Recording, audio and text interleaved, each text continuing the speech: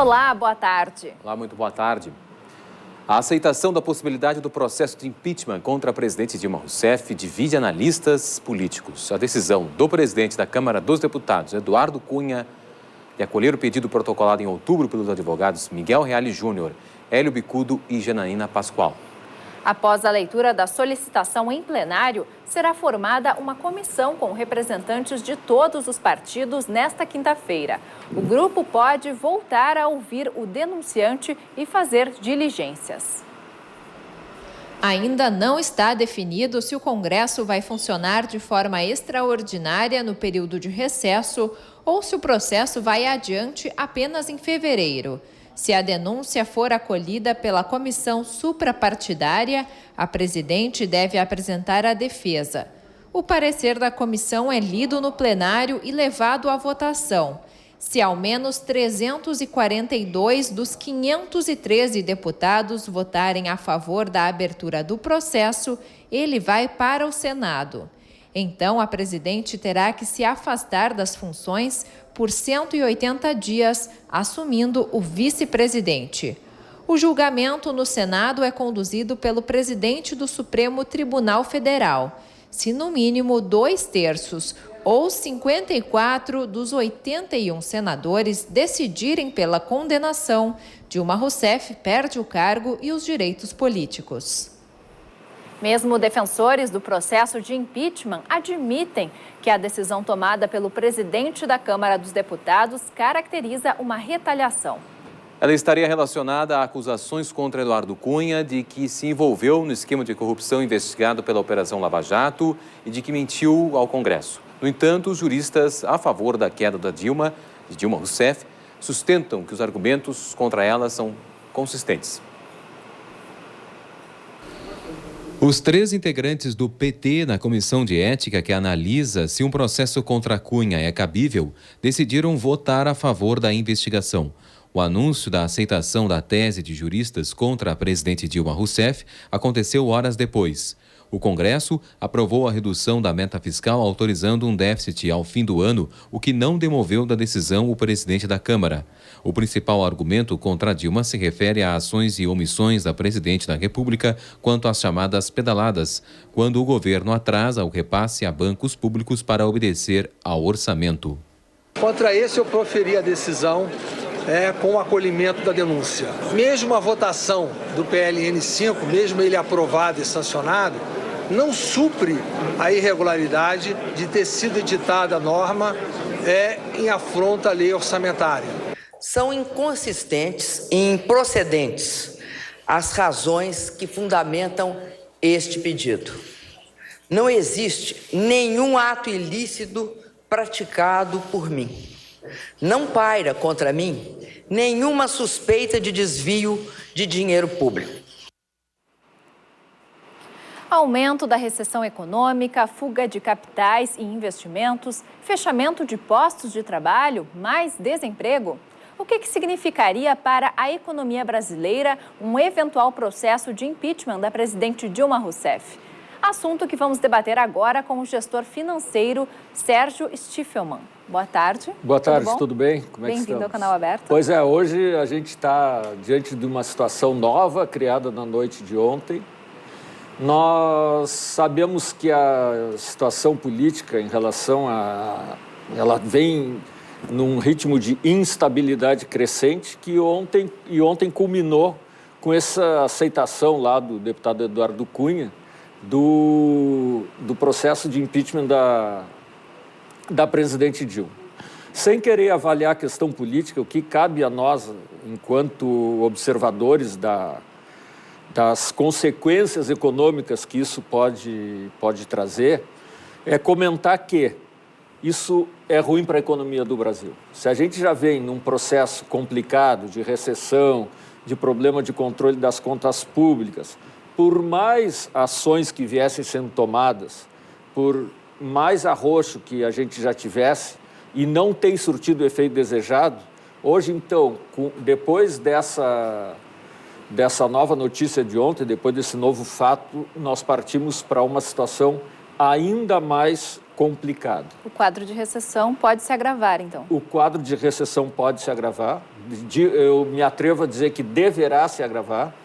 E a questão é assim, o que pode acontecer? Além de se agravar, ele ainda pode durar mais tempo do que a gente estava prevendo que fosse durar. Ou seja, teremos um ano de 2016 bastante complicado. Bom, com essa notícia, então, de provável impeachment da presidente Dilma Rousseff, haverá um afastamento de investidores estrangeiros aqui no Brasil?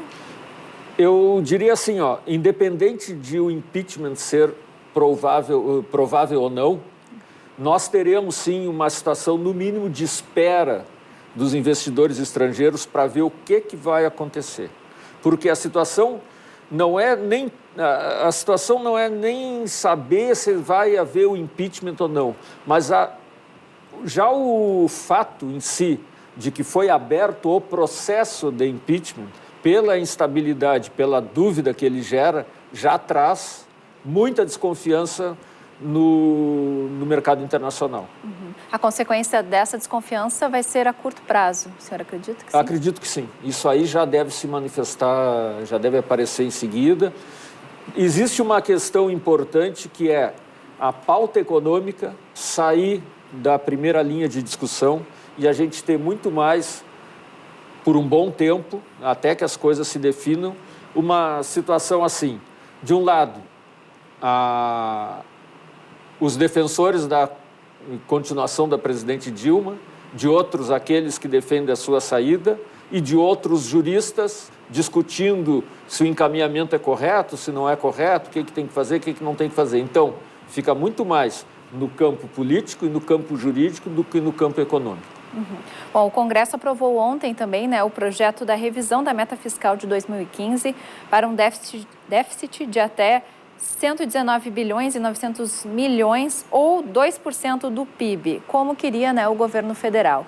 Quais as consequências da aprovação deste projeto? Bom, a aprovação desse projeto era algo inevitável, tá? Por mais que houvesse uma barganha e uma correlação, uma briga entre as diferentes correntes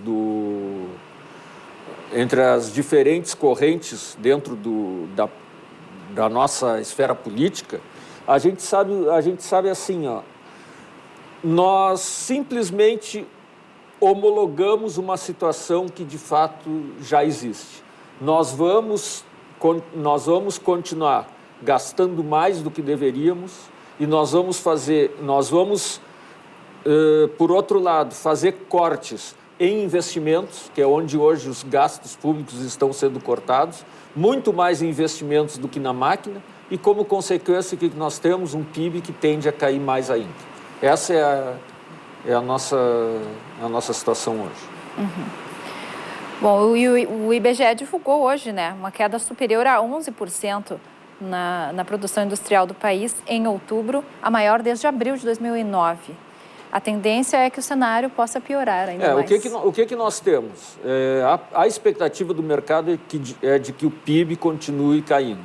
Com essa situação política, diante dessa instabilidade, diante do aumento da recessão, o PIB, a expectativa, vamos aguardar as expectativas que vão sair na próxima segunda-feira, a expectativa é de que caia ainda mais. Então, no ano de 2016, nós temos que nos preparar para uma inflação persistente, um PIB em queda e uma taxa de juros que deverá se manter alta, ao contrário do que a gente vinha esperando até algum tempo atrás. Essa é a perspectiva, agravada por essa situação criada a partir de ontem. Tá certo, então, Sérgio Stiffelmann, gestor financeiro, muito obrigada por conversar com a gente. Eu que agradeço. Obrigado. A gente segue acompanhando, né, todas as consequências para a economia e para a política do país da abertura deste processo. Muito obrigada. Obrigado. Boa tarde. Tchau. O Rio Grande do Sul tem mais um dia de predomínio de nuvens e instabilidade. Em Porto Alegre pode chover fraco à tarde e à noite. A máxima chega aos 27 graus. Em Novo Hamburgo, a tarde é abafada, máxima de 28. Em Tramandaí, o tempo é instável e as temperaturas não variam muito. A mínima foi de 20 graus e a máxima atinge os 25. Caso Jardel. O afastamento do deputado Mário Jardel Almeida Ribeiro vai ser decidido pela Assembleia Legislativa. O desembargador Newton de Leão, do Tribunal de Justiça do Estado, acolheu nesta manhã o pedido de reconsideração feito pela mesa diretora da Casa. No despacho, o juiz afirma que a decisão foi tomada em face da autonomia e independência do Poder Legislativo. No último dia 30, o tribunal havia decidido pelo afastamento do deputado por um período de 180 dias. A Assembleia recorreu da decisão. Jardel é investigado por suposta prática de crimes de lavagem de dinheiro, peculato, improbidade administrativa, entre outros. As centrais de atendimento ao eleitor de Viamão, Alvorada, na região metropolitana, vão realizar no próximo final de semana atendimento extraordinário em função do recadastramento biométrico que ocorre nos 2 municípios. As centrais vão abrir das 9 da manhã às 6 da tarde. A Justiça Eleitoral demonstra preocupação com a baixa procura pelo atendimento das 2 cidades.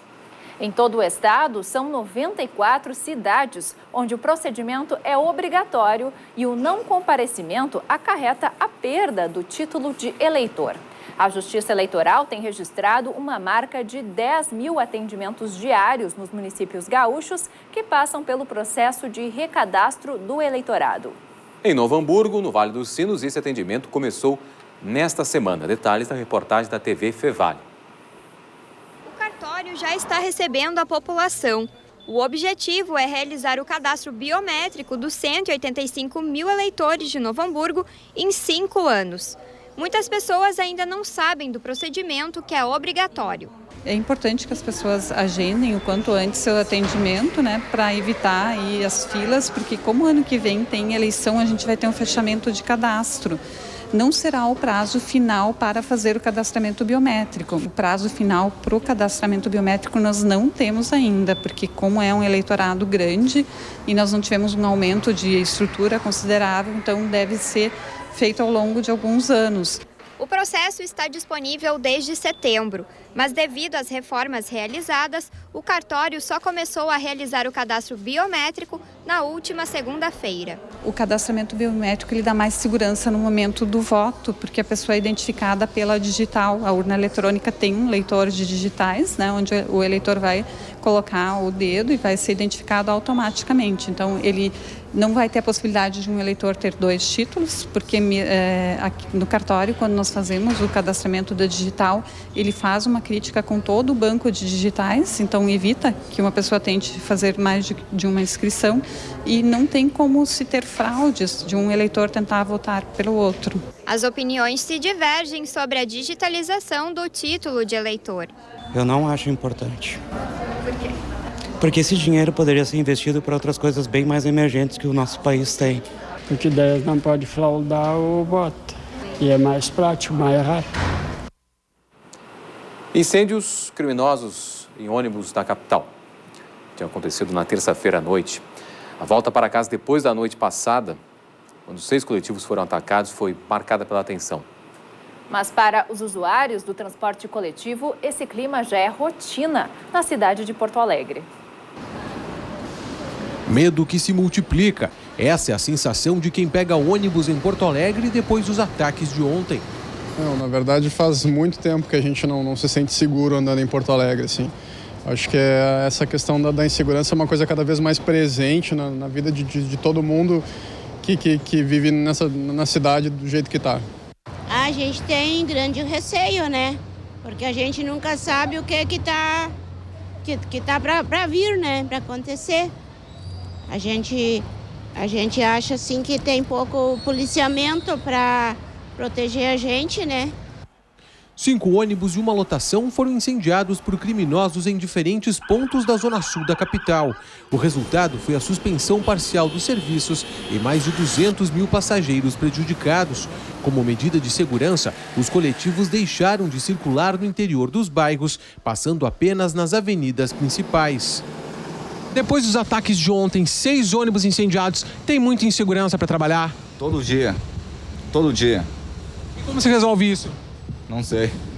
Sou o governo.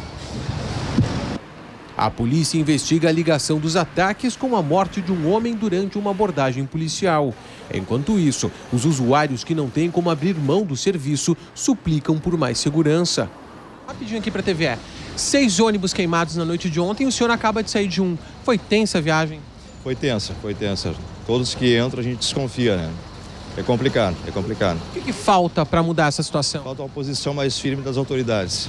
A nossa equipe acompanhou de perto os desdobramentos dos primeiros ataques aqui no Morro da Embratel. A ação dos criminosos começou por volta das 8h30 da noite e se estendeu até às 10 horas em diversos pontos da cidade. Aqui onde nós estamos agora, um ônibus e uma lotação foram incendiados, transformando todo esse cenário num verdadeiro caos. Parou o trânsito e deixou moradores em pânico. E o resultado da noite de ontem ainda pode ser visto nas marcas do incêndio que permanecem no asfalto. Mas as marcas vão muito além do asfalto. Para quem mora do lado de onde aconteceu os ataques, é o medo que impera. Nós estamos sem segurança nenhuma. Bom, aqui é todo dia tiroteio, né? É tiroteio. Então não é de estranhar mais nada aqui, né? Hoje pela manhã, a partir das 6 horas, todas as linhas do transporte coletivo da capital voltaram à normalidade. Mas durante a madrugada, os motoristas do consórcio Unibus, que atende a região da Lomba do Pinheiro, ainda alegaram falta de segurança e não circularam. Já na Zona Sul, outra região bastante afetada ontem, os passageiros e motoristas tentavam voltar à rotina. Trânsito intenso, alguns ônibus atrasados, situações corriqueiras. Mas o sentimento da população continua tenso. Volta da normalidade não tem, porque aqui está um caos total. É roubo, é assalto. Todo dia é ocorrência frequente entre a minha volta e os meus amigos. Então aquilo só foi um estopim do que está acontecendo aqui realmente na Zona Sul. A gente fica chateado com essa violência por causa que a gente sai para trabalhar e a gente sabe se volta ou não volta, né? Como acontece, assim, estão queimando os ônibus, essas coisas. Só que a gente ainda pensa no mundo melhor ainda, que vai mudar daqui para frente. Na Escola Estadual Professor Oscar Pereira, no bairro Glória, os alunos e professores também voltaram às salas de aula. A escola, próxima a um dos locais onde foram queimados ônibus, ficou fechada ontem. Um suspeito de atear fogo nos coletivos foi preso, mas o envolvimento dele com os crimes ainda não está confirmado. Na tarde de ontem, o clima era de tensão nos bairros onde os coletivos foram incendiados. Nessa unidade de saúde na Restinga, trabalham 20 funcionários. Eles têm receio de falar e preferem não se expor. Em outro ponto da cidade, no bairro Glória, a insegurança mudou a rotina da escola Oscar Pereira. À tarde, os alunos foram liberados mais cedo. Próximo à escola, o Batalhão de Operações Especiais realizava trabalhos de busca. A polícia ainda não aponta com certeza o que motivou os incêndios. Um dos suspeitos teve a prisão decretada por outro crime e negou participação. Aparece na filmagem de uma moto preta, ele não nega que esteve lá, só ele nega a participação nesses incêndios. Na realidade, então, essas duas delegacias, que é a 13ª e a 16ª, estão trabalhando no sentido de buscar informações para comprovar a atuação dele, da atuação ou não dele nesses incêndios. Enquanto a polícia investiga o caso, as empresas contabilizam os prejuízos, que podem ser divididos com os passageiros. É um permissionário autônomo, ele só tinha esse carro, ele dependia desse carro para sobreviver. O que pode acontecer? Se isso aí virar comum, alguém vai ter que pagar esse custo. E o nosso receio é que, mais uma vez, como tudo acontece, quem paga o custo é a população. O secretário estadual da Segurança descartou ontem o uso da Força Nacional no estado. Ele anunciou medidas para dar mais tranquilidade a trabalhadores e usuários do transporte público de Porto Alegre.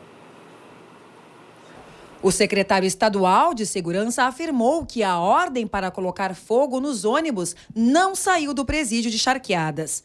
Vantuir Jacini também descartou a necessidade da Força Nacional para conter rebeliões de detentos e combater o narcotráfico no estado. A Força Nacional ela é uma força que foi criada e foi treinada para agir em fatos específicos, né, e pontuais, e também em perímetros determinados. E posso dizer que não há necessidade de trazer a Força Nacional para a PEG. O secretário também detalhou as medidas que estão sendo tomadas para reforçar a segurança e garantir a tranquilidade da população. A Brigada Militar está usando o Batalhão de Operações Especiais, o BOI. O BOI tem sido suficiente para isso, mas quem vai dizer isso é o comandante da Brigada Militar. E ele me disse que o boy está dando conta do recado. Se não der, ele tem o boy do interior para chamar. E neste encontro, que durou cerca de 1 hora no Centro Integrado de Comando da cidade, se reuniram representantes da EPTC, da Brigada Militar, das empresas de ônibus e lotações.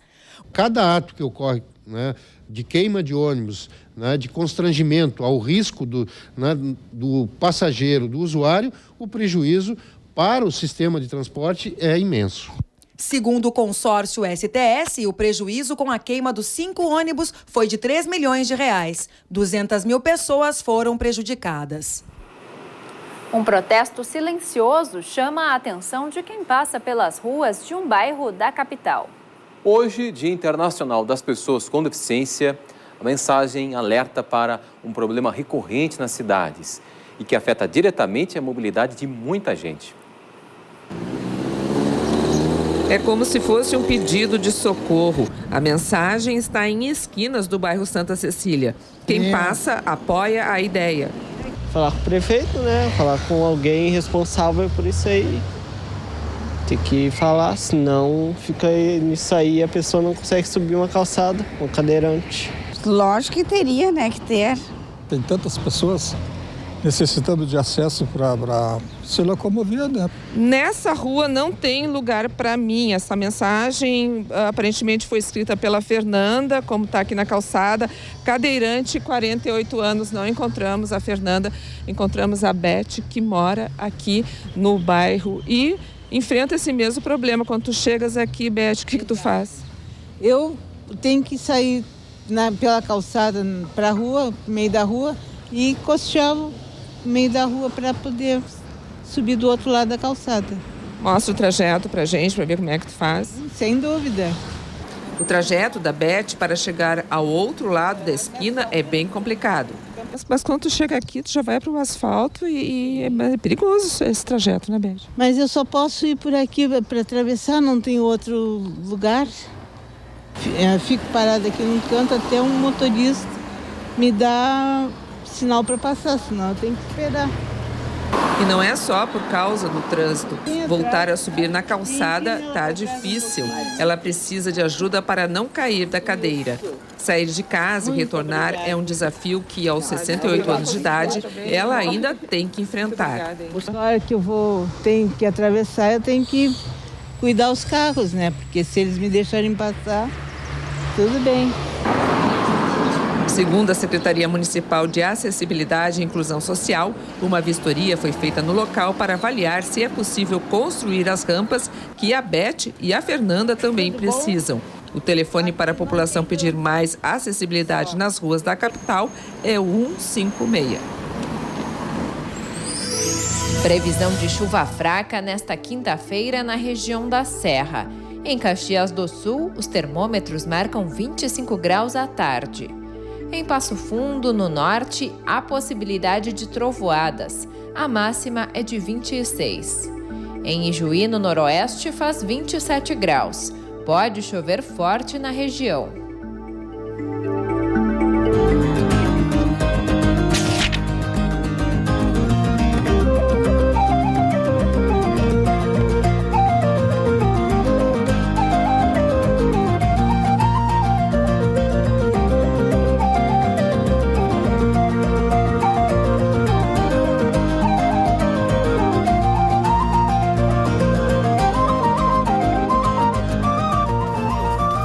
Daqui a pouco, reintegração de posse retira famílias de ocupação na zona sul da capital.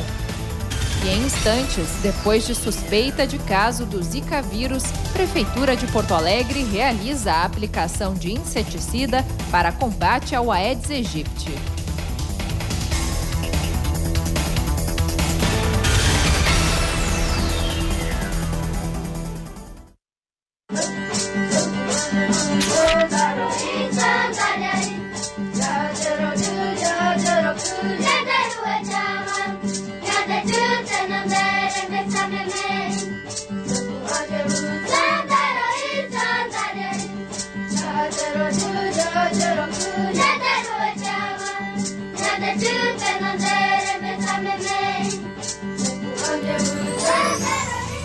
tempo é instável em Santa Cruz do Sul, na região central. Há possibilidade de trovoadas. A máxima atinge os 28 graus. Máxima de 28 e chance de chuva forte também em Santa Maria. Em Cachoeira do Sul, há risco de temporal. Faz 27 graus. Está em andamento a reintegração de posse de uma área ocupada por 1.500 pessoas na zona sul de Porto Alegre. Os moradores que ontem trancaram a Avenida Otto Niemeyer, pressionando pelo adiamento da ação, chegaram a resistir, mas depois decidiram deixar a área. 300 policiais militares acompanham os oficiais de justiça no cumprimento da reintegração de posse. A imprensa não pôde registrar de perto o início da operação. Estas pedras teriam sido usadas como trincheiras para impedir a entrada no terreno, onde estão as casas de 200 famílias. A Brigada Militar intermediou a liberação. Foi bastante tenso, os oficiais de justiça demoraram bastante para negociar, pediram um tempo, mas no tempo concedido eles não fizeram a retirada do material. Eles puseram o material ali na frente, formaram barreiras, construíram uma trincheira cheia de óleo diesel, enfim, dificultaram ao máximo a nossa entrada, né? O terreno de 11 hectares no bairro Ípica, próximo à Avenida Juca Batista, é privado. As famílias ocuparam a área há 1 ano e 7 meses. Ali há casas de alvenaria e outras de madeira. A cooperativa negociou o desmanche das casas para que os moradores pudessem levar tábuas e telhas. A desapropriação já foi adiada 3 vezes. Os moradores tinham esperança de comprar os terrenos pela cooperativa. E nós fizemos uma proposta, só que infelizmente para nós, que não temos condições que nem as outras pessoas, eles não querem vender. Entendeu? Temos direito à moradia, sabemos que ocupamos uma área privada, tentamos de todas as maneiras negociar. Não tem acordo entre proprietário e procurador da parte contrária. O que foi feito foi esperar 1 ano para que eles saíssem do local. E a determinação do judiciário é que seja desmanchada as casas. Por que se desmanchada? Porque o artigo 1255 do Código Civil diz que toda propriedade que tiver construído no terreno do proprietário é dele. Priscila está saindo com o marido e 2 filhas. Ela vai deixar a casa que construiu há 9 meses para, mais uma vez, recomeçar. Agora é tudo de novo. Vamos ter que chegar, vamos ter que pegar as pedras de novo, vamos ter que pegar as madeiras de novo, juntar tudo de novo. Tudo. Seu nome completo? A primeira suspeita de Zika vírus no estado motivou uma ação de prevenção na capital hoje.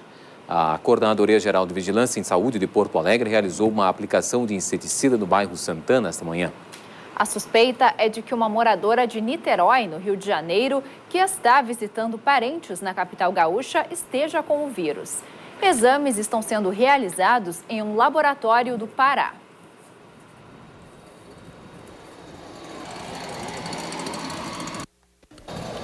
Três regiões do bairro Santana foram pulverizadas, nas ruas São Luís, Monsenhor Veras e Vereador Porto.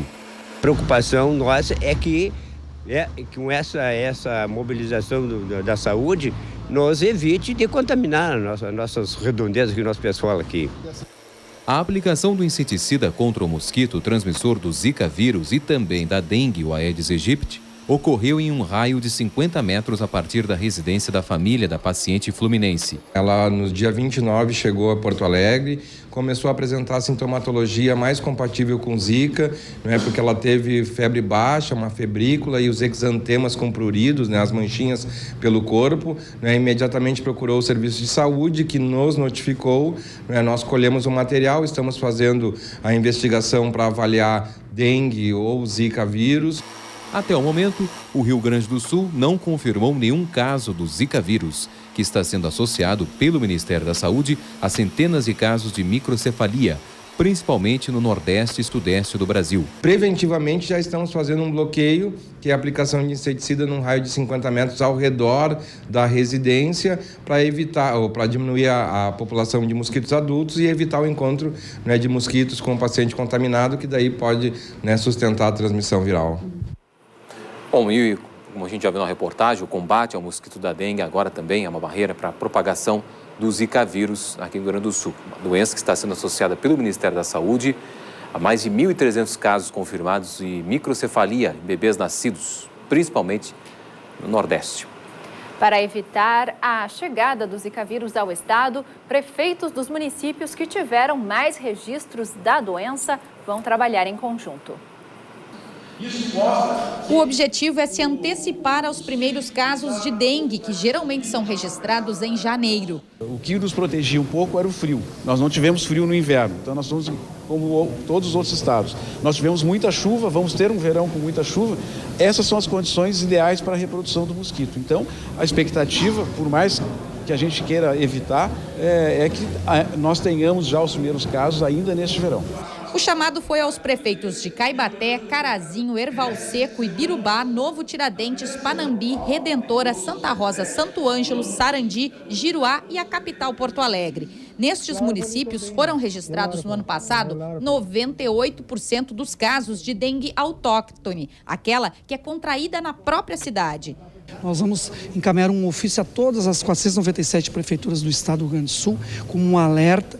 Nós, nesse momento, vamos ter que chamar todos os municípios, vamos comunicar os 27 presidentes das associações do Rio Grande do Sul, para que toda a sociedade, todas as prefeituras envolvam suas equipes, os secretários de saúde, os agentes comunitários de saúde. A principal ação é o combate ao mosquito transmissor da dengue e agora também hospedeiro do Zika vírus. O Rio Grande do Sul ainda não tem o registro da doença, que está sendo estudada como causa de milhares de casos de bebês com microencefalia. O Aedes aegypti, na região sul do Brasil, está dentro de casa e em locais de armazenamento de água. Mas em 49% dos casos, o foco costuma estar em terrenos baldios e depósitos de lixo. A estratégia é, nesse primeiro momento, que as prefeituras possam deslocar todo o seu contingente para a questão dos resíduos, dos lixos, para a limpeza das cidades, o tratamento dos terrenos baldios com depósitos de garrafas, PET, pneus e que são criadouros naturais do mosquito. Na próxima semana, nós vamos chamar todas as secretarias municipais de saúde a Porto Alegre, nós vamos começar a capacitar, treinar, intensificar as ações para nós irmos no domicílio.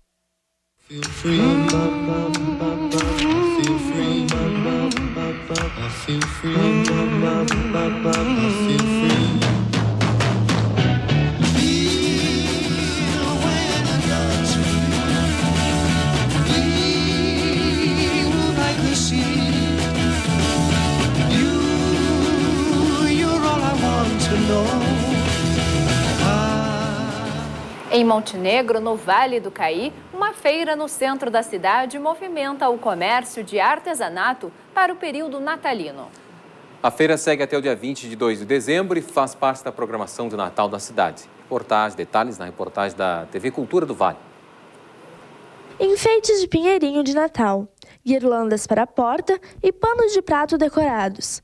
Estes são alguns produtos disponíveis na 12ª Feira Natalina de Artesanato e Produtos Coloniais de Montenegro.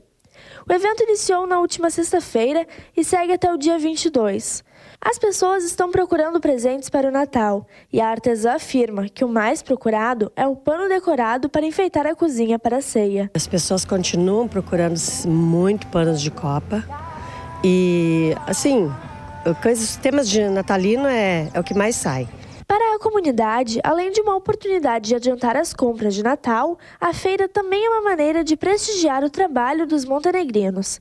Desta forma, incentivando que outros artistas também exponham as produções. É um incentivo o pessoal se preparar para o Natal e as artesãs são muito eficientes, elas fazem um trabalho muito bonito. Está sendo muito legal, eu acho que tem muitas coisas diferentes e muito interessantes.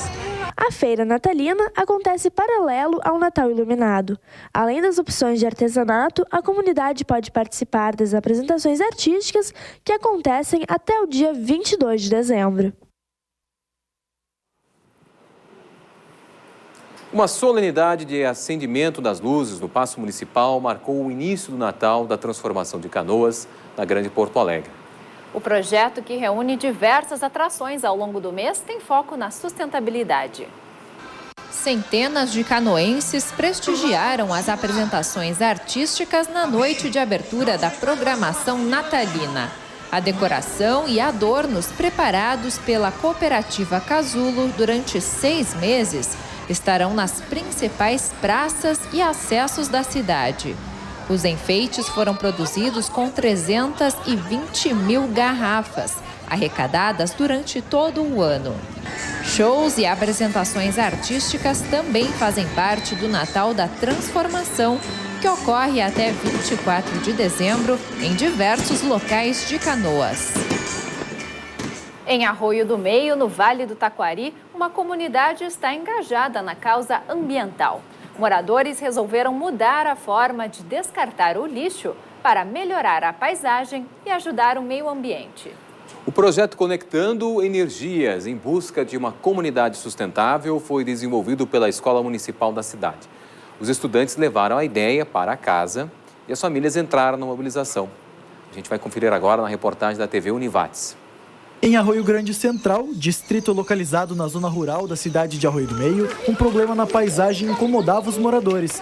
Numa reunião da comunidade, eles resolveram mudar essa situação com a ajuda da escola da região. As lixeiras sempre estavam cheias de lixo, transbordando, e muitos restos de lixo pelo chão, ao redor das lixeiras, e isso agredia o espaço, visivelmente o espaço, e também estava agredindo o meio ambiente. As lixeiras foram revitalizadas e agora são canteiros. Aqui nada de lixo, apenas flores, mas a coleta continua, porém agora apenas resíduos sólidos vão ser recolhidos diretamente nas casas das famílias. Nós fizemos um combinado então com os moradores, a gente passou em todas as residências, entregando folders explicativos sobre o nosso projeto, e foi um combinado que cada pessoa separasse seu lixo em casa corretamente e que colocasse ele toda quarta-feira de manhã, quando passa o lixeiro. Quem cuida dos canteiros são as próprias crianças. Além disso, os estudantes foram responsáveis por conscientizar os demais moradores da localidade. A separação do lixo começou em casa, junto com a família. Lá na minha casa nós não separava tão bem como é que agora. Lá em casa nós botava às vezes vidro com plástico com papel. Tudo bagunçado. E como é que está sendo a separação do lixo agora?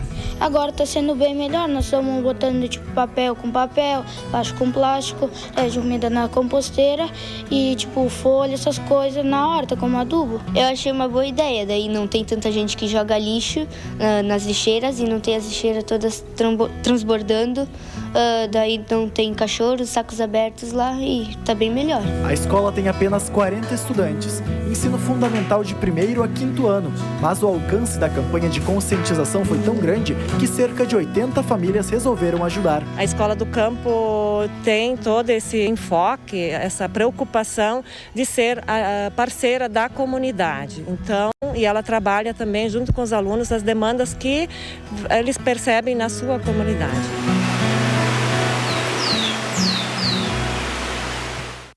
Tô indo. Por que você vai tão arrumado assim? Fabinho, vai cuidar de sua vida. Você vai negar pro seu filho? Eu sou. Eu respeito, hein? Vai cortar esse cabelo.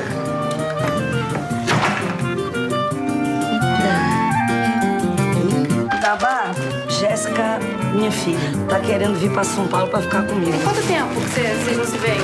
Tá mais de 10 anos. É claro que pode. Imagina, meu amor, você é praticamente da família, né? A tarde vai ser quente na região oeste nesta quinta-feira. Em Uruguaiana, a máxima atinge os 29 graus. Há condição para períodos de chuva forte. Assim como em São Borja, onde os termômetros ficam na marca dos 30 graus. Possibilidade de temporal e máxima de 29 em Alegrete. Veja a seguir. Ícone do futebol gaúcho, Tinga fala de sua trajetória de atleta a empreendedor na Federação. E também, descida da Borges, marca Dia Nacional do Samba e abertura do Carnaval de Porto Alegre 2016.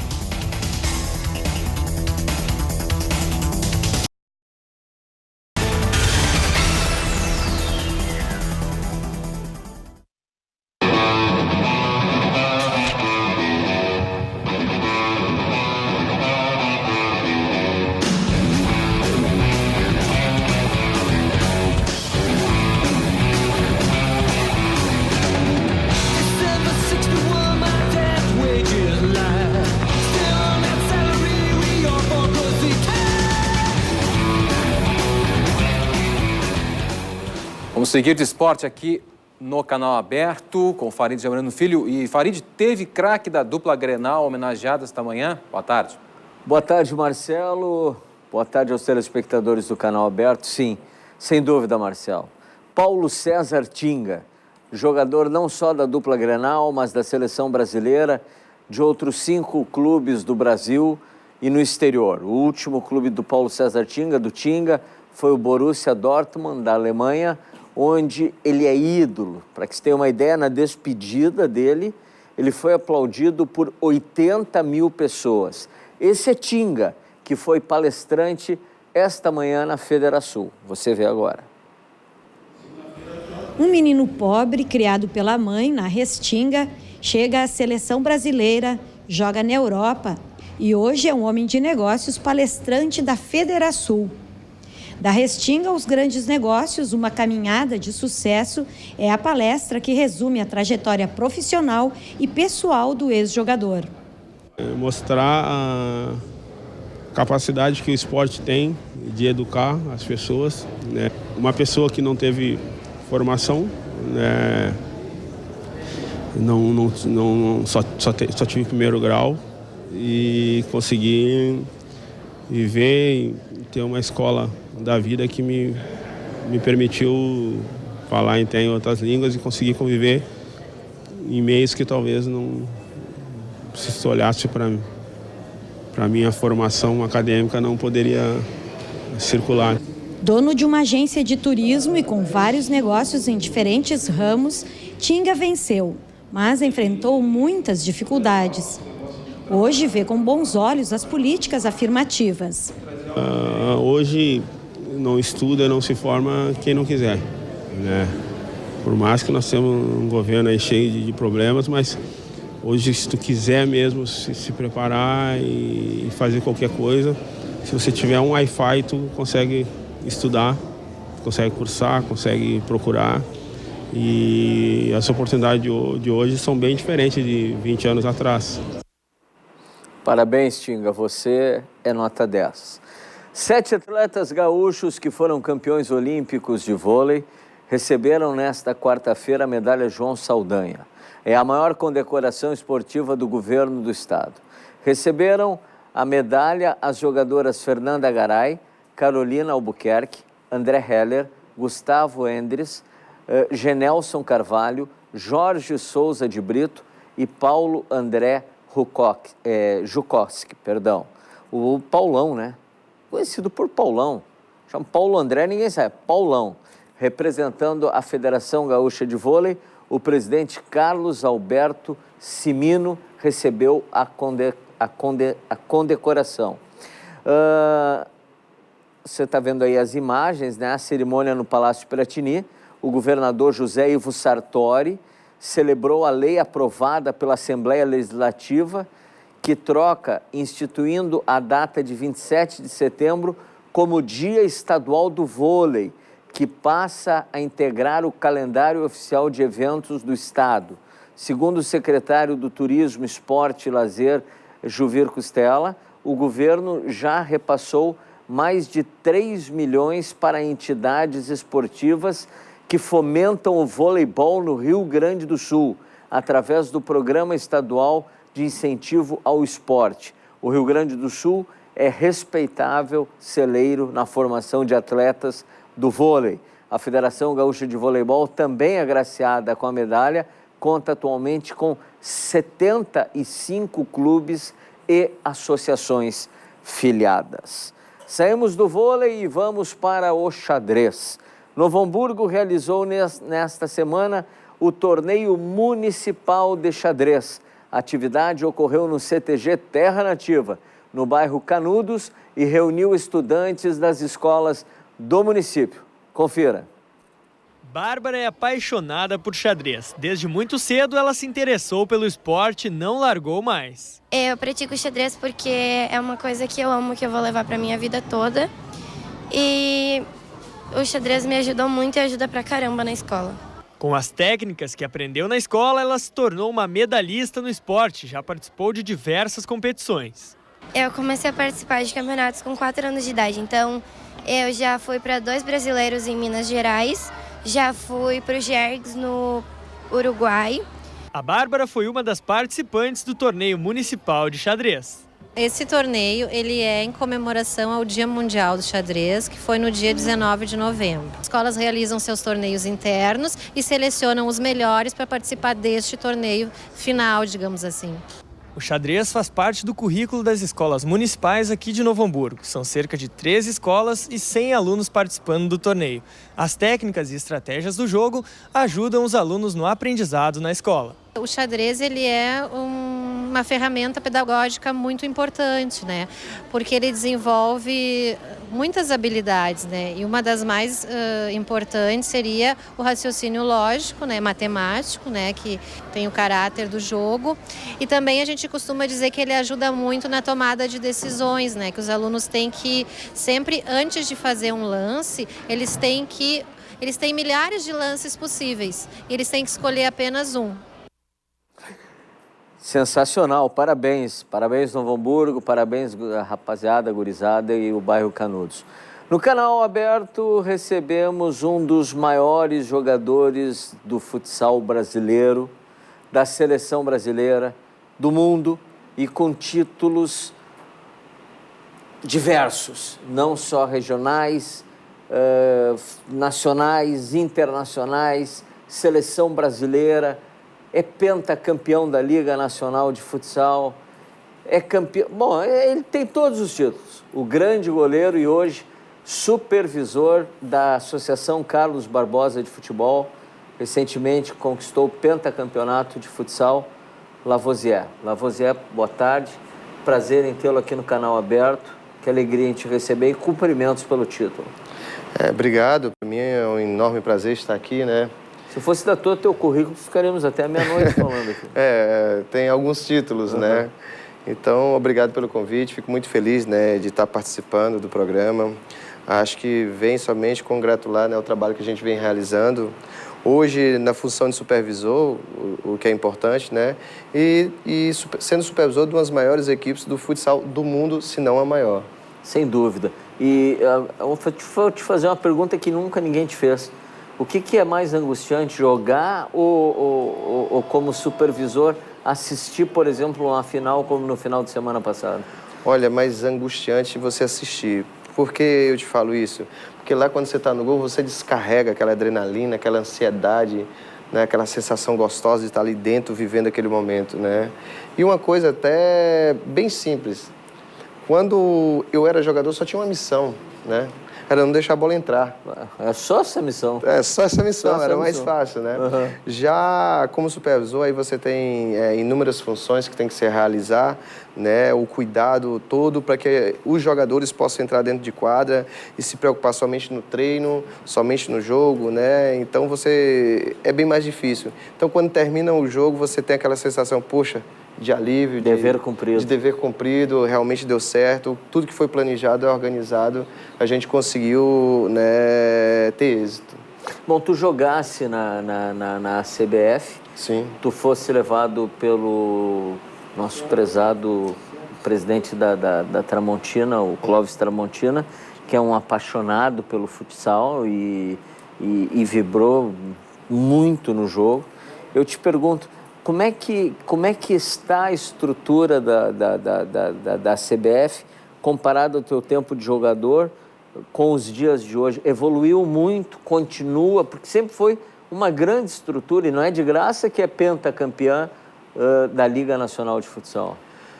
Olha, a cada ano a CBF vem crescendo, ela não se estagna, sabe? Sim. Ela vem crescendo tanto em organização, em planejamento, estrutura, né?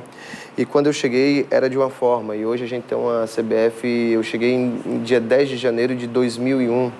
Hoje, passado alguns anos, hoje a CBF é o maior time de futsal em termos de estrutura e organização e planejamento do mundo. A estrutura física da CBF é maravilhosa, nós temos uma sede, né, uma sede que, poxa, é de brilhar os olhos de todos que vão lá. Além da estrutura do ginásio, onde o atleta tem tudo lá. Então, o atleta chega, tem a sua musculação, tem fisioterapia, toda uma estrutura destinada para o futsal, né? Por quê? Porque a cidade se vive futsal. Então, com o passar dos anos, a CBF vem sendo grandiosa, não só pelos títulos, mas pela parte estrutural que vem crescendo a cada ano e não vem parando, né?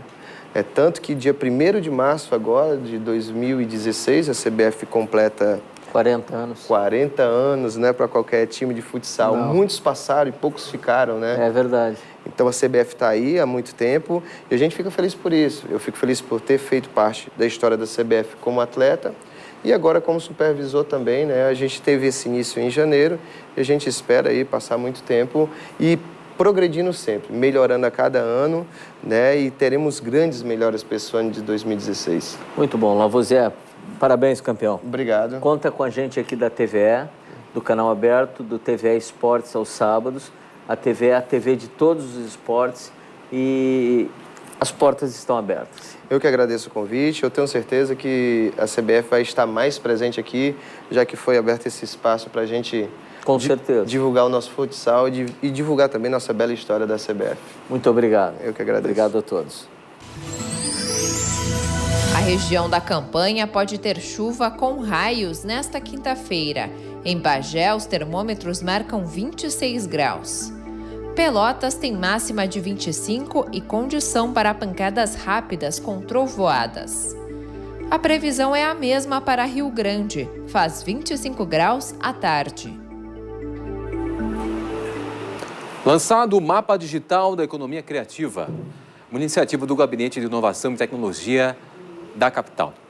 No início do próximo ano, uma empresa será contratada via edital para um detalhamento de todos os negócios na cidade que adotem este modelo. A Associação Cultural Vila Flores, que tem sede no complexo arquitetônico com o mesmo nome, no bairro Floresta, reúne artistas que são empreendedores criativos. A construção do lendário arquiteto José Franz Lutzenberger abriga 20 iniciativas de 50 artistas. São negócios de diferentes áreas da indústria criativa, como design, audiovisual, artes plásticas e produção de eventos. O mapa digital da economia criativa é muito bem visto pelos empreendedores. Para nós é importante não só saber outros empreendedores e artistas e criativos aqui na região, mas na cidade como um todo, né? Porque hoje em dia a gente sabe que as trocas e as colaborações é que fazem muitas vezes os negócios seguirem em frente. Então, quanto mais a gente tiver esse levantamento, esse mapeamento, acho que todo mundo sai ganhando, né? O lançamento do portal do Mapa Digital da Economia Criativa foi hoje pela manhã. A ferramenta vai identificar as empresas da economia criativa de Porto Alegre para que a Prefeitura possa elaborar as políticas públicas para o setor. Hoje nós temos 106 empreendimentos já registrados e esperamos que a partir desse lançamento outros se agreguem. E eu acho que a gente já consegue sim, por exemplo, ver aonde, por exemplo, nós teríamos um polo de gastronomia na cidade, porque podem se agregar valor àquelas localidades que estão, vamos dizer, numa maior concentração de pessoas. O portal faz parte do Plano Municipal de Economia Criativa. Podem ser inscritos em empreendimentos coletivos ou individuais. Um grupo musical que mistura MPB e folk, com apresentações que lembram espetáculos de circo e teatro. Some isso a letras que envolvem política e poesia. Essa é a fórmula do Teatro Mágico, uma banda brasileira que em pouco tempo conquistou muitos fãs. E neste final de semana, o grupo estará em Porto Alegre para um show de comemoração dos seus 12 anos. E quem nos fala mais sobre isso é a apresentadora do programa Estação Cultura, da FM Cultura, Liz de Bortoli. Boa tarde, Liz. Boa tarde, Lívia. Boa tarde a todos que estão acompanhando aí o canal aberto.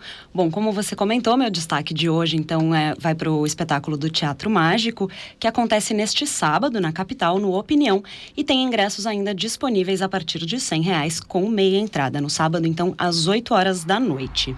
Bom, o Teatro Mágico ele foi formado lá em 2003, né? Está completando 12 anos de estrada. e na cidade de Osasco, lá em São Paulo. E ele então mistura, traz elementos do circo, do teatro, da dança, da literatura, da música em performances sempre memoráveis. Bom, ontem no Estação Cultura eu conversei, no Estação Cultura aqui da FM Cultura, né?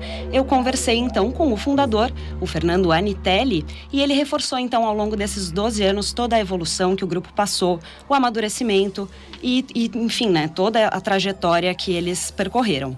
Bom, ele prometeu no repertório desse show do dia 5, clássicos de toda essa trajetória, além que conta então com 6 álbuns, né, e 10 espetáculos diferentes, além de sucessos do Clube da Esquina, que vão ter participação especial nesse espetáculo do Lucas Silveira, da banda Fresno, além de músicas mais recentes, algumas que ainda não foram nem gravadas.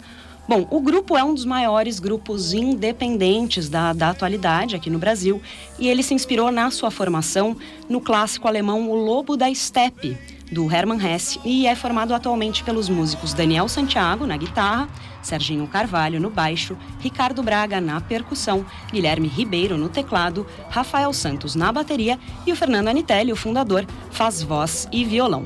Além disso, vem junto com eles 2 performers que ainda não vieram a Porto Alegre junto com o grupo, que são a Manuela Rangel, que é atriz e performer, e a Nois Topa, que também é musicista. E ela que, enfim, deu a voz feminina ao longo dos álbuns da carreira do Teatro Mágico. Bom, eu super recomendo esse show, vai estar bem bacana, bem bonito, espero que todos possam ir. E por hoje é isso, boa tarde para vocês. Lembrando então, no Opinião, 8 horas da noite no sábado, os portões abrem às 6h30. Muito obrigada, Liz, pela dica. Bom, falamos aí de teatro mágico, que envolve circo, música, teatro. E agora nosso assunto é o Carnaval de Porto Alegre, versão 2016, que começou oficialmente. Aproveitando que ontem foi comemorado o Dia Nacional do Samba, houve a primeira edição da Descida da Borges. O evento abriu de forma oficial o Carnaval 2016 da capital gaúcha. O desfile iniciou na Esquina Democrática e seguiu até a Rua Barão do Gravataí, no bairro Menino Deus. A bateria da Imperadores do Samba, a atual campeã do Carnaval porto-alegrense, esteve presente. Os destaques das outras escolas também participaram junto com a Banda da Saldanha e a Corte do Carnaval. O Canal Aberto volta amanhã, à 13h. No programa vamos falar sobre comércio eletrônico e os cuidados que devemos ter ao fazer compras pela internet. Nós encerramos ao som e imagens do Teatro Mágico, que faz show em Porto Alegre neste final de semana. Uma boa tarde e até amanhã. Boa tarde.